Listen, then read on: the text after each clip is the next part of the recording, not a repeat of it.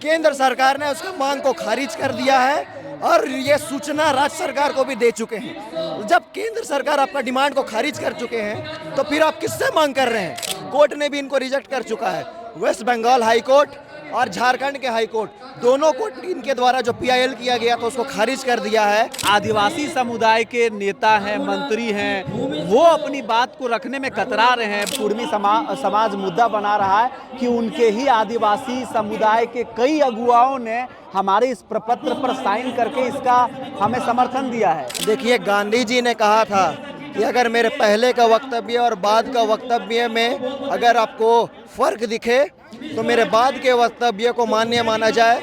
हमारे साथ आदिवासी fire brand युवा नेता शशि पन्ना है और जो आदिवासी आंदोलन, आदिवासी एकता को मजबूत करने के लिए झारखंड में शुरू हुआ है, उसको लेकर के अपने तर्क और बयानों से कभी पीछे नहीं हटे हैं। कुर्मी आंदोलन कर रहा है और कुर्मी एसटी दर्जे की मांग कर रहा है। उसमें कुर्मी क्यों नहीं एसटी बन सकता, इसके लिए इनका कई सारा दलील सोशल मीडिया पर वायरल हो रहा है। लेकिन आज आदिवासी आक्रोश महारैली था।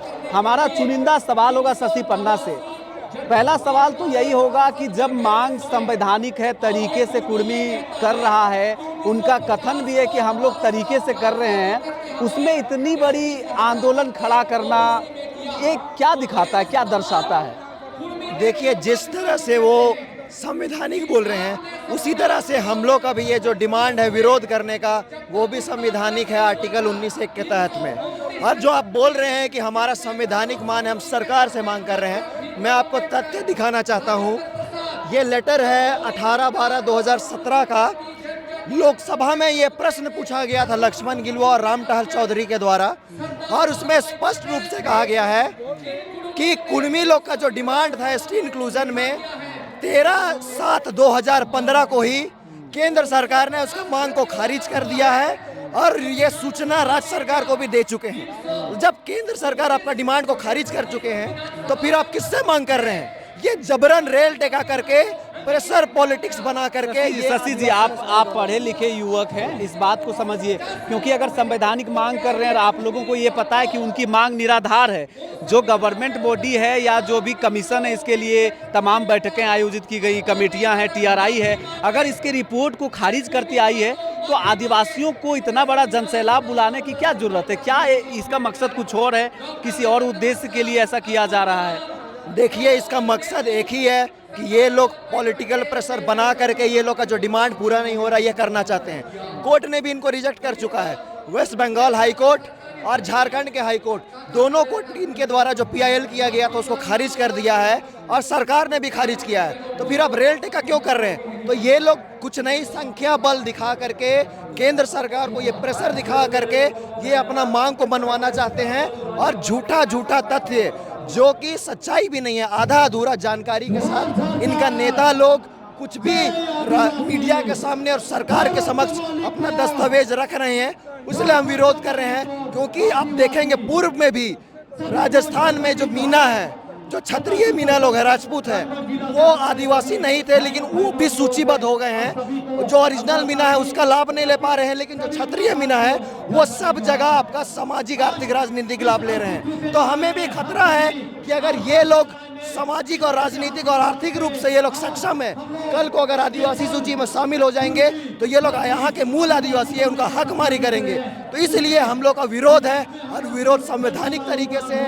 आप देखेंगे हजारों लाखों के जन सैलाब यहाँ पर आकर के गए, यहाँ पर बैठे थे और हमने विरोध प्रदर्शन किया। और हम लोग जब तक इनका विरोध प्रदर्शन जारी रहेगा तब तक ये लोग मांग वापस नहीं लेते हैं। एक और इस बीच में सवाल है कि आदिवासी एकत्र तो हो रहे हैं, अपनी बात तो रख रहे हैं, लेकिन एक समस्या इस बीच में ये है कि वो भी बंटे हुए हैं। एक और आंदोलन जो कि 17 तारीख को नियोजित है, वो उस आंदोलन के लोग ये कह रहे हैं कि 12 तारीख को कोई आंदोलन है ही नहीं। 12 तारीख का आंदोलन अलग है आप लोगों का, 17 तारीख का एक और आंदोलन है, लेकिन उद्देश्य आप लोगों का केवल एक है। लेकिन ये बंटवारा किस बात के लिए? देखिए, कोई बंटवारा नहीं है। यहाँ मंच से भी हम लोगों ने आज अनाउंस किया है कि 17 तारीख को जो आंदोलन होने वाला है, प्रभात तारा मैदान में महारैली है, वहाँ पर भी हम सभी आदिवासियों को हजारों लाखों की संख्या में पहुँचना यहाँ से आह्वान किए हैं। दूसरा बात आपने कहा कि 2 अलग अलग रैली क्यों। झारखंड में यहाँ पर लगभग हजारों संगठन हैं, यहाँ 2 का 5 अलग अलग रैली भी हो सकता है। यहाँ पर आज हमारे कुछ क्षेत्र के लोग आए थे, उस दिन का रैली में भी हम लोग जाएंगे। तो अलग अलग संगठन, अलग अलग लोग हैं, सब हम लोग मिल करके एक है, हमारा मांग एक है।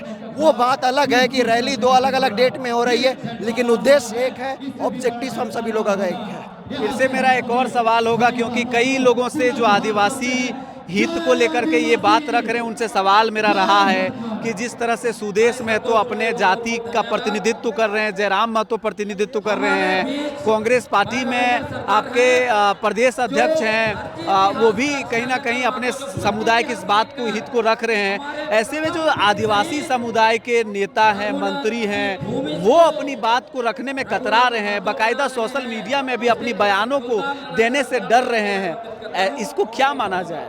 पहली बात, हम लोगों द्वारा अभी जो लड़ाई लड़ा जा रहा है वो किसी भी तरह का राजनीतिक लड़ाई नहीं है, यह सामाजिक लड़ाई है। और सामाजिक आंदोलन के तहत हम लोग इस लड़ाई को लड़ रहे हैं, सामाजिक संगठन के बैनर तले।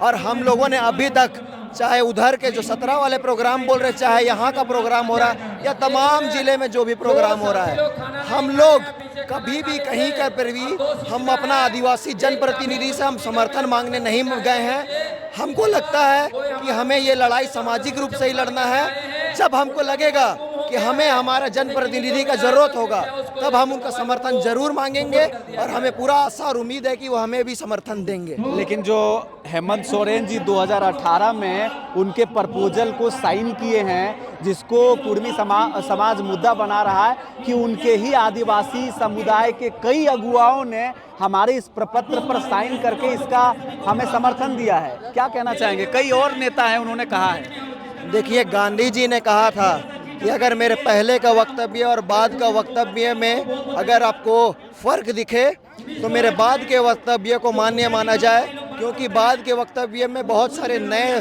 फैक्ट और बहुत सारे नई जानकारियां आती है।